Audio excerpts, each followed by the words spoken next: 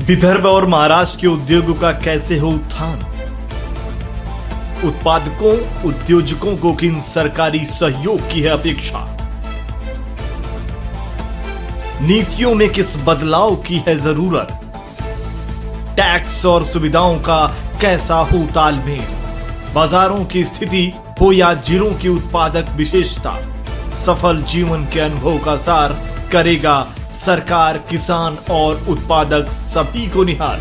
आओ देखें उद्योग की बात रूंगटा जी के साथ। पातुर, तेलारा, आकोट यहाँ पर कृषि काफी अच्छी होती है, लेकिन वहाँ पर कुछ ही लोगों के हाथ में व्यापार और उद्योग है। लेकिन हम चाहते हैं कि इसका जो है व्यापक तौर पर प्रसार होना चाहिए। अगर ये व्यापक तौर पर प्रसार होता है तो वहाँ पर उद्योग काफी मात्रा में लग सकते हैं। वाशिम में भी उद्योग बहुत कम है और वहाँ का जो उद्योग है बहुत ही, कहा जाए तो स्थिति कृषि में भी इतनी मजबूत नहीं है। तो उसके लिए जरूरी है कि वाशिम में एक नई नीति भी होनी जरूरी है। वाशिम में भी उद्योग बहुत कम है और वहाँ का जो उद्योग है बहुत ही, कहा जाए तो स्थिति कृषि में भी इतनी मजबूत नहीं है। तो उसके लिए जरूरी है कि वाशिम में एक नई नीति भी होनी जरूरी है। विदर्भ और महाराष्ट्र के उद्योगों का कैसे हो उत्थान? उत्पादकों उद्योजकों को किन सरकारी सहयोग की है अपेक्षा? नीतियों में किस बदलाव की है जरूरत? टैक्स और सुविधाओं का कैसा हो तालमेल?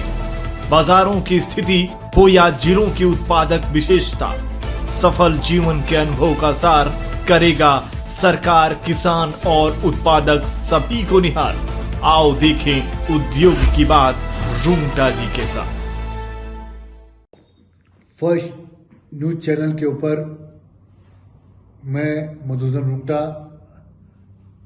मेरा नमस्कार। मकर संक्रांति की आपको अग्रिम शुभकामनाएं। उसी तरह से 144 वर्ष में आने वाला महाकुंभ इसी दिन से शुरू होने जा रहा है। इसके लिए भी आप सभी को बहुत बहुत शुभकामनाएं और पूरे भारत में समृद्धि, विकास और हम अग्रसर होते रहें। हमारी जीडीपी 6.4 के स्तर पर आ गई है, जो कम हुई है।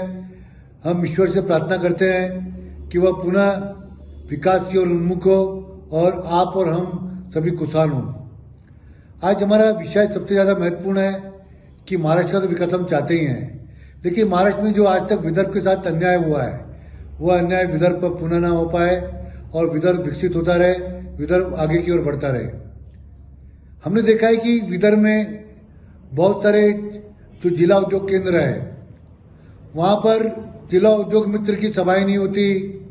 डिविजनल लेवल कोऑर्डिनेशन कमेटी की मीटिंग डिविजनल कमिश्नर के अंतर्गत कई वर्षों से नहीं हुई। स्टेट लेवल उद्योग मित्र की सभाएं नहीं होती। तो इससे जो उद्योगों की समस्याएं, व्यापारियों की समस्याएं, वो सामने नहीं आ पाती। ये एक ऐसा माध्यम है जहां पर वरिष्ठतम स्तर के अधिकारी, जिस तरह से जिलाधिकारी, डिविजनल कमिश्नर, इंडस्ट्रीज कमिश्नर, वह बैठकर चर्चा करते हैं और विभागों के साथ जो भी समस्याएं होती है उसका शीघ्र निपटारा करने के लिए उद्योग विकास की ओर उन्मुख होते हैं। जब ये पॉलिसी बनाई गई थी शरद काले जी इनके समय में, तो उन्होंने सोचा था कि महाराष्ट्र को हम किस तरह आगे ले जा सकते हैं। हम चाहते हैं कि हमारा भी विकास विदर्भ में पुनः हो। देखा गया विदर्भ विकास महामंडल बना, लेकिन 2.5 साल से विदर्भ विकास महामंडल के कामकाज बंद हो गए। पूरी तरह से वहाँ पर कोई एक्टिविटी नहीं रही। आज विदर्भ में जो बैकलॉग है उसको ले जाने के, यानी उसको कम करने के लिए वह महामंडल होना बहुत जरूरी है। आज बहुत जरूरी हो गया है कि हर स्तर पर विदर्भ विकास की चर्चा हो। अभी मुझे गडकरी साहब के इधर से ऑफिस से एक समाचार मिला कि रोड शो एडवांटेज विदर्भ का करने जा रहे हैं। गडकरी साहब कितना अच्छा लीडर हैं। वो चाहते नागपुर का विकास नहीं, पूरे विदर्भ का विकास साथ में किया जाए। सबको जोड़कर विदर्भ के विकास के लिए लोगों को प्रेरणा दे, चाहे शिक्षण संस्थाओं से हमारे होनहार विद्यार्थी हो, चाहे हमारे उद्योजक हो, चाहे व्यापारी हो, सबको जोड़कर वो चाहते हैं कि विदर्भ को किस तरह से हम उन्मुख कर सके, विदर्भ का विकास कर सके। पिछले अंक में मैंने कहा था कि इस बार हम चर्चा करेंगे अमरावती विभाग की। अमरावती विभाग जिसमें जिले कम हैं, लेकिन वहाँ पर ज़्यादा जो डेवलपमेंट है, जो विकास है, सिर्फ एग्रीकल्चर बेस है। जो वहाँ पे इंडस्ट्रीज है, अगर नांदगांव अमरावती को छोड़कर देखा जाए तो बाकी सब जगह मध्यम श्रेणी के छोटे उद्योग है और कृषि आधारित उद्योग है। अगर हम अकोला की बात करते हैं, अकोला एक समय में सबसे बड़ी भारत में मंडी कही जाती थी। अनाज की सबसे बड़ी मंडी, सबसे ज़्यादा अनाज का व्यापार वहाँ से होता था और आज भी है। अकोला में तुअर दाल, चना दाल सबसे ज़्यादा मात्रा में होती है। आज भी ज़्यादातर वहाँ पर इतनी बड़ी मिलें नहीं है कि चना की दाल के ज़्यादा बड़े स्तर पर प्रोसेस किया जाए। सब मध्यम श्रेणी में प्रोसेस हो रहा है, सबको रोजगार मिल रहा है, लेकिन वहाँ पर एक पल्स पॉलिसी, दाल पॉलिसी होना बहुत जरूरी है, जिससे कि वहाँ के लोगों को एक अच्छा एक मॉडल मिल सके। जिस तरह से नासिक में ग्रेप पॉलिसी बनाई, उस तरह से अगर पल्स पॉलिसी बनती है तो यहाँ पर बहुत जरूरी है कि हमारे जो नेता लोग हैं, विदर्भ के विकास के लिए चावल के लिए राइस पॉलिसी, सोयाबीन के लिए सोयाबीन पॉलिसी, कॉटन के लिए कॉटन पॉलिसी और दाल के लिए दाल पॉलिसी रहे। आज भी देखा जाए तो हमारे विदर्भ का किसान बहुत ही खस्ते हालत में है। अगर उसके कर्जा माफ होता है तब जाके वो खुशहाल बनता है, अदरवाइज वो कर्जे के अंदर डूबा हुआ है। उसकी आर्थिक स्थिति इतनी मजबूत नहीं हुई कि वो अच्छी तरह से सक्षम बन के आधुनिक उपकरण का उपयोग कर सके। आज भी कई जगह बैल से खेती की जा रही है, वही पुरानी सिस्टम से काम हो रहा है और उसकी पैदावार भी उससे नहीं मिलती और किसान हमारा कर्जे में रहते जा रहा है। दूसरा कारण है मार्केट सेस। सभी जगह मंडियां हैं और वहाँ पे बीच में मार्केट सेस कम किया गया था, फिर से वह 1% कर दिया गया है। इसका नुकसान व्यापारी को ज़्यादा नहीं होता, किसानों को होता है। किसानों को जो मिलने वाला होता है उसमें 1% सेस कर जाता है। जो कमेटियाँ बनी हुई है वहाँ पर व्यापारी, उद्योगपति या कुछ तरह के लोग होते हैं जो पूरी तरह से उनको न्याय नहीं दे पाते। आज किसानों को न्याय देना बहुत जरूरी है। अगर जिस दिन हमारे किसान इस क्षेत्र से हट जाएगा तो उसमें हमारी खेती से पैदा होने वाली चीज़ें बहुत महंगी हो जाएगी, जो आम आदमी के बस में नहीं रहेगी। और इसलिए बहुत ज़रूरी है कि आज खेती पर जो पनप रहे हैं, जो खेती पे अपना इनकम कर रहे हैं, उसके लिए हम किस तरह के ऐसे अवसर पैदा कर सके जिस तरह से वहाँ पर किसान भी खुश रहे, व्यापार भी खुश रहे और उसमें बनने वाले उद्योग भी आगे बढ़ सके। अगर अमरावती हम देखते हैं, जिस बुल्ढाना को देखते हैं, अगर उसी तरह से वासिम को देखते हैं, यवतमाल को देखते हैं, वहाँ पर बड़े उद्योग बहुत ही कम लेवल पे हैं। तो उनके वहाँ पर जो उद्योग है वो इस तरह के हैं कि आगे पनप नहीं पा रहे, आगे लोग नहीं आ पा रहे। बहुत जगह MIDC में जगह खाली पड़ी है और वहाँ पर अभी तक उद्योगपति ने कोई भी अपना कोई मॉडल नहीं लिया है, कोई किसी तरह का विकास के लिए आगे नहीं आए। इस क्षेत्र में वहाँ के किसान भाई और वहाँ के बच्चे भी आगे नहीं आ रहे। और बच्चे ज़्यादातर ये समझते हैं कि हमें पूना, बॉम्बे, नासिक या औरंगाबाद में जाके अपने सर्विस करनी है या वहाँ पर जाकर अपने गुजर बसार करना है। विदर्भ का विकास तभी हो सकता है जब हम एक अच्छी सक्षम नेता, सक्षम कॉर्पोरेट सेक्टर को आगे ले जा सके। आज अगर अमरावती में देखा जाए तो टेक्सटाइल की बहुत सारी मिलें आई, गुजर बसार करना है। विदर्भ का विकास तभी हो सकता है जब हम एक अच्छी सक्षम नेता, सक्षम कॉर्पोरेट सेक्टर को आगे ले जा सके। आज अगर अमरावती में देखा जाए तो टेक्सटाइल की बहुत सारी मिलें आई। मुख्यमंत्री देवेंद्र जी का ही सपना था, जब पहले मुख्यमंत्री बने थे जब अपने समय में, तो उन्होंने पहला प्रकल्प लिया था मेगावती में, अमरावती में मेगा टेक्सटाइल पार्क। नांदगांव में कई श्याम फैब्रिक, कई तरह के प्लांट आए, लेकिन बहुत सारे प्लांट आज भी खस्ता हालत में हैं। उनको जो सरकार से स्थिति, जो पोजीशन चाहिए थी, जो भी किसी तरह के आश्वासन चाहिए थे, वो पूरे नहीं हो पा रहे। और सबसे बड़ा प्रॉब्लम ये आ रहा है कि हमारी बनने वाली बिजली है वो इतनी महंगी पड़ रही है कि वो कहीं कॉस्टिंग में नहीं बैठ रही। ठीक है, मजदूरी में हमारे कामगार सस्ते मिल जाते हैं, लेकिन अगर दूसरी तरफ अगर बिजली 12 या 13 रुपये यूनिट की मिले और वही सरकार 3 या 4 रुपए में बनाती है, तो जो इतना बड़ा खामियाजा उद्योजक को भुगतना पड़ रहा है, तो किस तरह से उद्योग इन क्षेत्रों में पनपेंगे। आज अमरावती में भी न्यू इंडिया बुल का पावर हाउस था, जो अभी शायद उसका नाम चेंज हो गया है। वर्धा में तो मैं बात करूंगा कि वो तो नागपुर विभाग में आ जाता है। अकोला में भी महाजिनको का पावर प्लांट है पारस में। तो ये जरूरी है कि जब इस तरह के पावर प्लांट है यहाँ पर, तो सरकार ने बिजली के दर कम करने चाहिए। अगर ये दर कम होते हैं तो इस क्षेत्र के लोगों का विकास होता है, तरह तरह के उद्योग आते हैं। अकोला में मूर्तिजापुर,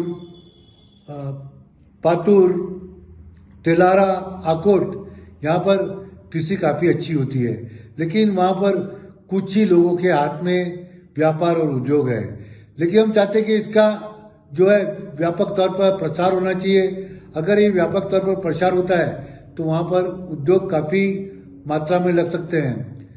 तो सबसे पहले सरकार से हमारा अनुरोध रहेगा कि विदर्भ के लिए अलग से एक पॉलिसी बनाई जाए, जिसके अंतर्गत सबसे पहला सेक्टर जो देखा जाए वह सेक्टर होगा एनर्जी, कि एनर्जी में हम किस तरह से रेट कम कर सके, किस तरह से उस रेट कम होने से यहाँ पर बाहरी तौर पर स्टील इंडस्ट्री आ सकती है और उस तरह से यहाँ पे फाउंड्री उद्योग आ सकते हैं। अमरावती तो बॉम्बे से काफ़ी करीब आ जाता है, अकोला भी काफ़ी करीब आ जाता है। नासिक और इन क्षेत्रों का जब विकास हो सकता है तो इसके लिए ये अपने अमरावती विभाग का क्यों नहीं विकास हो सकता है। आज अमरावती और अकोला में विमानस्थल भी है, लेकिन पूर्ण तौर पर वह काम ही नहीं कर रहे। वहाँ से फ्लाइटें नहीं जाती। लोगों का कहना है कि लोगों को बॉम्बे या पुणे जाना है, रात को बैठिए सुबह पहुँच जाते।